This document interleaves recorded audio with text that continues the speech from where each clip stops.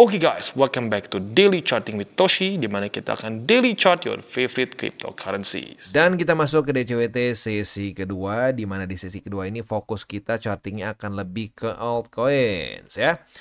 Nah, kita bisa lihat di sini kondisinya sih market ya dibilang jauh banget dibandingkan dengan tadi pagi, enggak juga sih ya. Tapi sekarang mulai terlihat 67.610 mulai menjadi resisten sepertinya ya. Kita lihat besok pagi.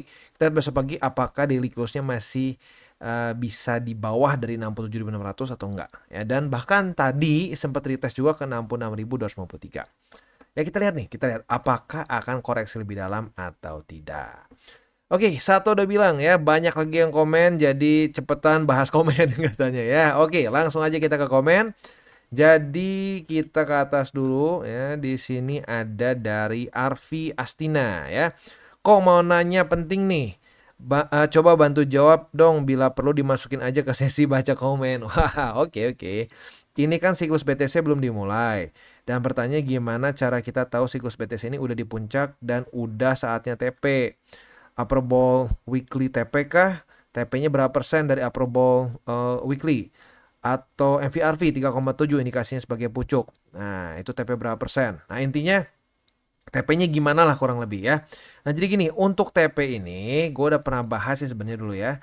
Jadi TP itu gue akan martingale. Begitu. Jadi TP pertama banget BTC itu gue lakukan di sini nih ya. Walaupun ujung-ujungnya TP 5% ini udah gue akumulasi lagi langsung begitu ya. TP pertama di sini weekly close di atas ya. Lalu TP kedua itu sebentar kita Bollinger Band aja ya. TP kedua di daerah mana nih? Nah, daerah sini. Di daerah 63.000 dan TP ketiga itu di sini di 69 ribuan begitu ya. Nah, TP-nya 5 10. Nah, di sini gua nggak 20 dulu karena gua ngerasa ini cukup dekat ya, tetapi karena ini dekat-dekat ke all time high juga jadi gua ngerasa mendingan TP deh ya. Nah, makanya intinya TP-nya akan terus meningkat ya. Kalau ini normal dan lanjut lagi ke atas sebenarnya seharusnya 20. Jadi 5, 10, 20, 30 ya dan naik terus begitu. Nah, untuk TP terakhirnya gitu ya, untuk TP terakhir di cycle ini mungkin ya. Nah, itu kemungkinan besar gue akan lebih mengikuti ke teori 28 November ya. Teori 28 November itu berarti in theory cycle top itu di 2025 November Desember begitu ya. Nah, itu mungkin akan sedikit berbeda kalau sampai ini menunjukkan tanda-tanda left translated peak. Nah, itu apalagi detailnya kita akan bahas nanti aja di belakang, karena kalau sekarang dibahas di satu komennya semua orang mungkin nggak akan nangkap semua. Tapi intinya cara TP-nya seperti itu. MVRV juga boleh ya. Jadi MVRV pun kalau sudah mulai kena itu bisa menjadi satu patokan lagi untuk TP. Kalau misalkan weekly close-nya belum close ya, nah mungkin boleh pertimbangkan untuk TP-nya digantikan dengan MVRV saat kena di 3,7 begitu. Jadi kombinasi sebenarnya cara TP-nya ya. At least itu cara gua ya. Sebenarnya SOP setiap orang bisa berbeda-beda. Next dari Muhammad Farukala ya. Bang Toshi, gua pengikut lu sejak awal tahun ini. Gua berterima kasih banyak lu udah mengubah pemikiran gua tentang dunia investasi kripto. Ada kalimat lu yang selalu gua pegang dan membuat gua kuat mental dan realistis. Terkadang pukulan yang membuat kita jatuh itu bukanlah pukulan yang paling kencang, tetapi yang membuat kita jatuh itu pukulan yang kita tidak siap untuk menerimanya. Walaupun gua seorang pedagang warteg, tiap minggu DCA, dicicil aja, pakai uang dingin, atau 1 bulan sekali, ini kayaknya mungkin baru beli BTC, Ondo, Solana. Menurut lu untuk jangka panjang koin tersebut bagaimana bang? Ini overall very good comment ya. Jadi lagi-lagi yang penting tuh mindset ya. Jadi kalau ditanya gitu ya, bang mendingan TA atau fundamental? Mendingan mindset dulu ya. Kalau lo punya mindset yang tepat ya, TA fundamental itu belakangan sebenarnya. Ya, karena DCA murni pun itu bisa mengalahkan orang-orang yang ngerti TA tapi mindsetnya salah. Gue udah pernah bahas di beberapa DCWT gue sebelumnya ya. Gue ngomong gue ada satu temen yang wah gila secara TA fundamental tuh menurut gue di atas gue lah. Wah dia tahu semua hal. Wah TA begini begitu. Lu tanya indikator apapun dia tahu cara pakainya. Begitu, dan dia bisa bilang backtest, wah gini profit nih bla bla bla. Tapi mindsetnya menurut gue keblinger gitu. Salah. Mindsetnya itu seperti biasa, pengen Lambo cepet gitu ya. Ujung-ujungnya apa? Boncos. Kemarin sempet kaya, wah ya sampai gaya semuanya, wah gue yang traktir, gue yang traktir. Tapi karena mindsetnya begitu, dia mencari jackpot dan mencoba untuk cari jackpot terus, ujung-ujungnya ya boncos, boncos, boncos, akhirnya duit yang udah dia kumpulkan hilang lagi. Gitu. Jadi kalau ditanya lagi-lagi, bagus banget nih, mindset yang tepat. Dan yang pukulan ini bener-bener gue rasakan dengan real, apalagi di cycle pertama gue ya. Yang bikin hancur tuh kadang-kadang bukan movement yang gila ekstrim gitu. Wah, sehari minus 30% atau berapa, enggak. Satu pukulan yang kadang-kadang kita nggak siap aja gitu. Nggak siap langsung, gila, Porto hancur. Ya. Nah, itu jadi apa ini? Ini komen menurut gue bagus banget begitu ya. Dan lagi-lagi yang paling penting adalah uang dingin begitu ya. Ini Bro Muhammad ini kan katanya seorang pedagang warteg luar biasa ya. Luar biasa berarti lu memikirkan masa depan. That's really really good menurut gua ya. Yang penting apa? Uang dingin ya. Kalau pakai uang dingin akan tenang gitu ya. BTC, Ondo, Solana menurut gua tiga-tiganya bagus ya. Jadi ini kalau gua lihat pas nih ya, BTC untuk yang paling ya dalam tanda kutip yang paling risk off di kripto gitu ya, yang paling resikonya nggak terlalu besar. Lalu ada Solana yang udah blue chip dan Ondo yang ya bisa dibilang mid cap ya. Overall menurut gua bagus ya. Dan kalau bisa dibilang jangka panjang banget sih ya, menurut gua sih lebih ke BTC. Untuk Solana masih butuh pembuktian, Ondo juga masih ya. Tetapi at least for the cycle menurut gua Ondo dan Solana it's a winner menurut gua ya. Kecuali kalau tiba-tiba ada fundamental yang terjadi begitu ya. Karena lagi-lagi fundamental tuh bisa juga tidak terpredik begitu ya.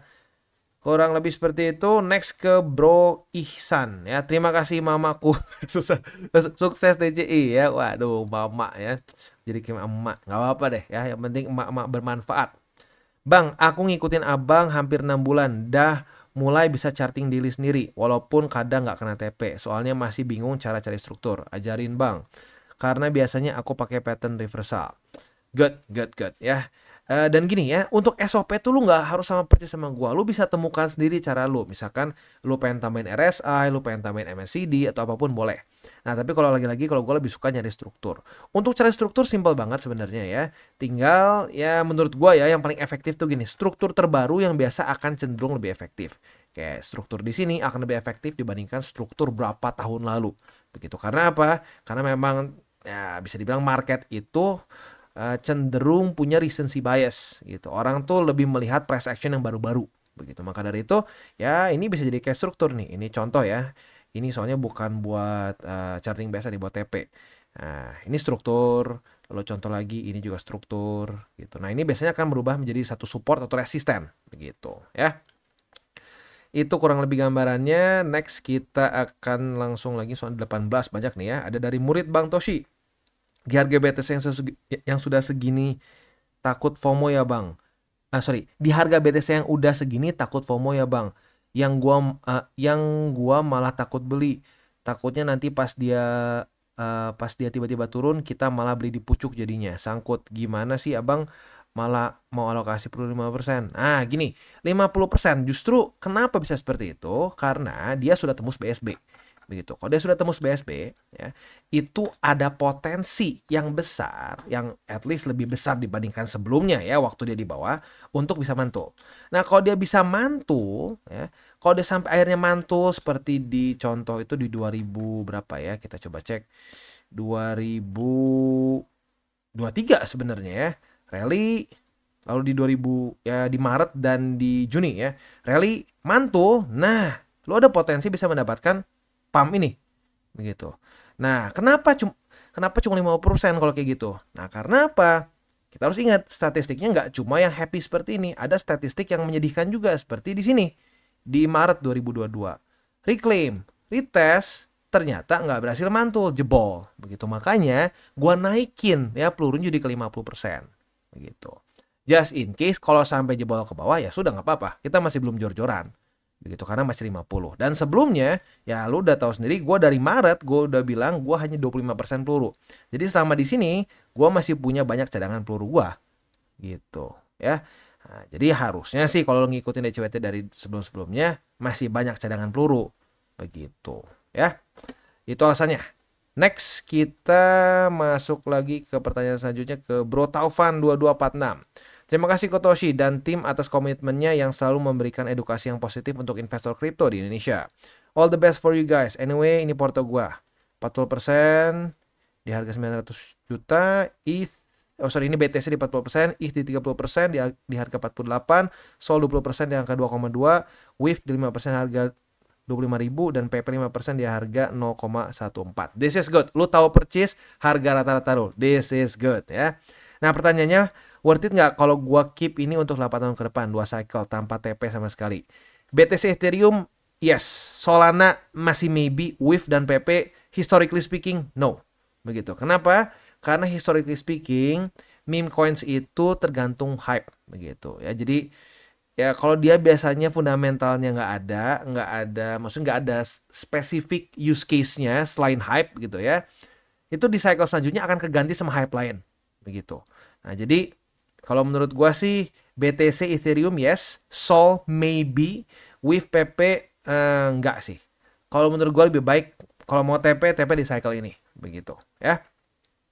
Karena gini, kalau misalkan dibilang oh tapi nanti cycle depan juga masih bisa naik. Bener, tapi worth it nggak dibandingin BTC dan Ethereum begitu, karena seringnya enggak. Kayak contoh Dogecoin di cycle kemarin, wah kayak dewa ya, wah ngapain beli BTC, Dogecoin aja bla bla bla. Nah di cycle ini lihat Doge ya, very underperform dibandingkan dengan BTC dan berbagai macam alts lain begitu ya. Jadi sekali lagi yes untuk BTC dan ETH, SOL maybe ya, masih butuh pembuktian. WIF dan PP enggak, lebih baik untuk jangka menengah sampai cycle ini beres ya, TP semua begitu ya. Next kita geser lagi untuk Albert Benedictus ya. Bang Toshi, misalkan mantul BSB terus kalau buat invest mulai beli setelah close candle weekly tersebut hijau. Jadi gini, mantul tuh kayak gini ya. Jadi kalau sampai dia udah retest dan rally. Nah, jadi bener kalau udah ada mulai weekly close lagi yang hijau seperti ini ya. Nah, karena kalau lihat biasanya itu dia akan cenderung sideways kalau dia ada rencana mau jebol lagi. Ya nggak selalu sih, tapi cenderung seperti itu ya. Sideways, boom. Nah, tapi kalau misalkan dia udah mulai rally, bukan rally, tapi udah mulai ada weekly close hijau ya, candle-candle seperti ini biasanya akan ada pump atau rally lanjutan. Ya jangan ngomong pump lah, rally begitu. Tapi sebenarnya kita belinya itu bukan setelah closing candle. Kita tetap melakukan DCA. Sekarang pun masih tetap DCA. Bahkan gue naikin dari 25% ke 50%. Jadi kalau misalkan gitu ya, lu punya dana nih setiap bulan, lu bisa beli kripto in general. Misalkan 1 juta gitu biar gampang. Nah lu biasanya sekali DCA kayak sebelum-sebelumnya cuma 250.000, ini jadi berapa? Jadi 500.000 begitu ya. Sekali lagi bukan all in ya, DCA begitu. Next kita akan lanjut lagi ke Assassin 4856. Tak bosan lihat Bang Toshi bersabda untuk mendidik kami para pemula. Mantap, thank you bro ya. Next ada Ahai Kepo. Namanya lucu juga ya. Saya baru di kripto. Bagaimana teknik menentukan titik entry yang bagus Bang? Sebenarnya nonton di DCWT aja sih ya. Itu pelan-pelan lu akan terbiasa dan bisa charting sendiri lama-lama ya. Selanjutnya di kios kripto 976 ya. Hadir absen dan menyimak mata kuliah malam ini. Terima kasih kok. Wah mantap ya, jadi kayak dosen gua. Jadi gua dosen atau emak nih ya? Emak lu atau dosen lu nih? Ya emak dosen mungkin ya. Selanjutnya dari Irwan sebentar ini apa? Irwan Oken. Ya itulah. Saya senang penjelasan simpel mudah dipahami. Terima kasih, sehat selalu Bang. Bimbing kami yang newbie ini. Oke. Next ada Game Enjoy ya. Bang, cara nentuin bahwa pasar sudah di top dan saatnya keluar dari market apa sih Bang? Makasih Bang Toshi. Nah itu seperti yang tadi gue sudah bahas sedikit di depan ya. Weekly close di atas dari upper band ya. Lalu bisa juga dengan kalau secara on-chain ada MVRV. Dan kalau teori 28 November ya cycle top ya. In theory 28 November 2025. Itu kalau tidak left translated peak though. Gitu. Nah itu mungkin nanti harus gue bikin satu spesifik video lagi sih itu ya. Selanjutnya dari Telogah ya. Udah bisa nih buka kelas 15 juta nih Bro Toshi. Waduh, enggak ya. Kita enggak ada kelas-kelasan ya. Semua dikasih gratis di YouTube sini. Kalau lo mau dukung channel kita ya salah satu caranya lo bisa kirim ke teman-teman lo yang membutuhkan video seperti ini juga. Lo bisa like our video juga atau bisa menggunakan link referral kita di bawah begitu. Link referralnya ini tidak wajib begitu. Lo nggak pakai pun nggak apa-apa. Tapi kalau lo tergerak hatinya untuk mendukung silahkan bisa pakai. Yang mending kayak gitu kan dibanding suruh bayar kelas 15 juta begitu. Kalau menurut gua sih gitu ya. Tapi nggak tahu katanya kalau pasang link referral tuh katanya sampah ya. Ya terserah lah itu orang punya pendapatnya masing-masing. Tapi yang pasti di sini gratis, nggak disuruh bayar apa-apa dulu, gitu ya.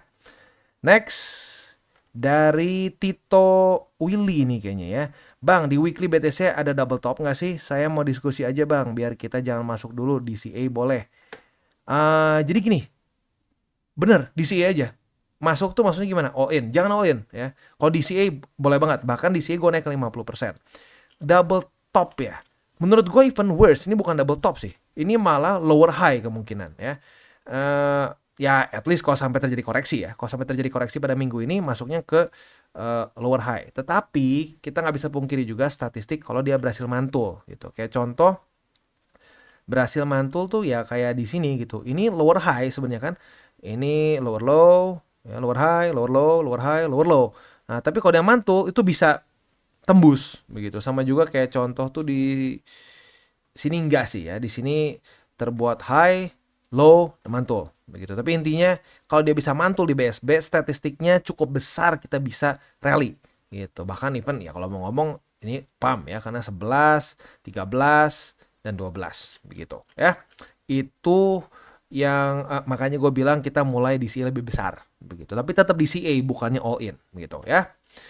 Next ada lagi dari Motivation 0002 ya. Ini banyak yang manggil Koh, emang Cindo bang? Apa jangan-jangan Abang Toshi ini adalah Satoshi dan nama tele juga Satoshi. Apakah Abang Satoshi Nakamoto ya? Bukan ya. Apa namanya Cindo, iya Cindo sih ya. Kelihatan kali ya dari mataku mungkin ya. Ya tapi apa namanya? Ya pasti bukan Satoshi Nakamoto ya. Gua nggak sepintar itu. Ya itu sih kurang lebih ya jawabannya. Next dari Kumbocah. Thanks Bro Toshi, full insight dan komprehensif setiap sesi video lo. Bro, jadi referensi buat gua sukses. Thank you. Next dari Syaiful Rahman ya. Bang, gua ikutin cara lu, alhamdulillah tadinya minus sekarang bisa balik walaupun tipis-tipis. Thanks bang, sehat terus. Thank you ya. Next dari Kios Crypto ya. Siap, terima kasih Kotoshi. Saya belajar menerima ilmu-ilmu dari penjelasan setiap video. Really good ya. Keep it up. And then selesai ya. Sato belakangan ini banyak banget komennya karena ya susah juga sih dibilang memang makin banyak komen jadi dia milihnya juga otomatis jadi lebih banyak ya. Oke, hari ini gue ingatkan lagi, jangan lupa kita akan ada data penting dari US. Kayaknya cuma satu sih seingat gue ya. Coba kita cek. Seingat gue itu cuma satu. Yes, ada X16 home sale jam 9 malam. Jadi buat lo yang buka posisi futures, ingat-ingat udah dekat-dekat jam segini, pertimbangkan untuk tutup posisi kalau belum kena target TP ya. Oke, tanpa lama-lama lagi langsung aja kita masuk ke buy limit. Hari ini itu si rosternya adalah XRP, lalu Atom, HBAR, Optimism, dan Arbitrum. Nah, sebelum kita masuk seperti biasa, gue akan disclaimer dulu bahwa semua konten dari TCI bukanlah financial advice. Ini semua bentuknya adalah edukasi. Lalu bagaimana cara untuk mendukung TCI? Ada banyak caranya. Lu bisa like our video, bisa share our video, atau juga bisa menggunakan link referral kita di bawah. Nah, sekarang kita akan dengar dulu pesan-pesan dari sponsor kita pada hari ini. Oke, today's video is brought to you by Bybit. Dan pada hari ini Bybit baru saja meluncurkan launch pool baru yang bernama ZKL ya. Nah ZKL ini adalah ZK Link. Nah ZK Link ini adalah Zero Knowledge Rollup. Jadi dia simpelnya adalah layer 2 dan kemungkinan besar adalah untuk Ethereum ya. Nah buat lo yang pengen coba ya mendingan mulai dari sekarang karena sudah mulai nih stakingnya dan langsung bisa earning. Nah yang gue suka dari di Bybit ini ada 3 cara ya. Buat lo yang punya ZK pool bisa pakai langsung ZK token ya. ZK tokennya langsung bisa dipakai. Nah buat lo yang punya USDT misalkan, nah lo juga bisa. Bahkan buat lo yang punya MNT juga bisa. Jadi ini yang keren dari launch pool Bybit. Lo bisa pilih pakai aset yang biasa dipakai di Bybit. dan si aset itu sendiri maupun USDT. Jadi very flexible ya. Buat lo yang tertarik untuk ikutan, silakan bisa langsung aja masuk ke launch pool-nya. Dan buat lo yang belum punya akun di Bybit, boleh pertimbangkan untuk menggunakan link referral kita di bawah dan mulai trade di Bybit. Dan kita masuk ke XRP. Untuk XRP dia terjadi reclaim tapi hari ini di retest lagi. Jadi untuk posisi spot sih ya harusnya udah kena buy limit 1 ya. Buy limit kedua di 0,55 atau di MA200 dan buy limit ketiga di MA20 ya. Untuk posisi futuresnya kalau besok jam 7 pagi XRP berhasil bertahan dan daily close di atas dari 0,6, maka kita bisa limit posisi long. Retest kedua otomatis kebuka posisi longnya dan target TP bisa di 0,646 atau di struktur yang terbentuk di 17 dan 18 Juli kemarin di angka 0,628. Next kita masuk ke Atom. Untuk Atom kita bisa di sini posisi long harusnya itu udah ketutup ya kalau ngikutin cara konservatif ya karena ada beberapa news penting kemarin-kemarin.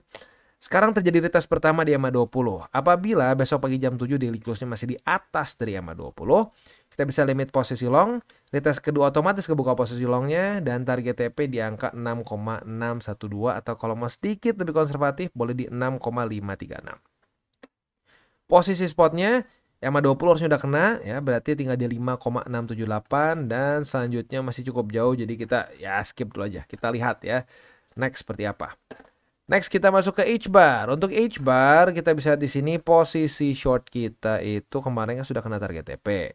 Nah, untuk posisi longnya gimana, Bang? Nah, sebenarnya udah kebuka posisi long sih. Tapi ini cut loss atau enggak? Soalnya gini ya. Sedikit di bawah dari MA20, tetapi opennya sekarang di atas dari MA20.